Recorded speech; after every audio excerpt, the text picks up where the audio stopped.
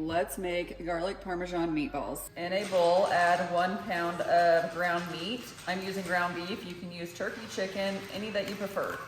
2 teaspoons of garlic, some Italian seasoning, some salt, pepper, 1/3 cup of Parmesan cheese, 1/2 cup of breadcrumbs, and 1 egg. You can use a spoon or a fork, but I'm just gonna use my hands and mix this all together. I like to cook my meatballs in a muffin pan, it just makes it easier. So I got my muffin pan out, and then I also use a cookie scoop, a large one, to scoop out my meatballs.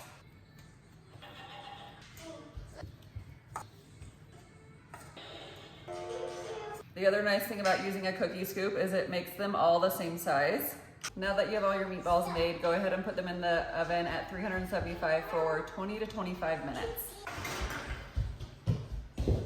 While my meatballs are cooking, I'm gonna get some water boiling for some pasta.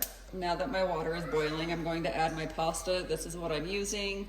I'm going to use about half of the box since there's just 4 of us. And cook as directed on box.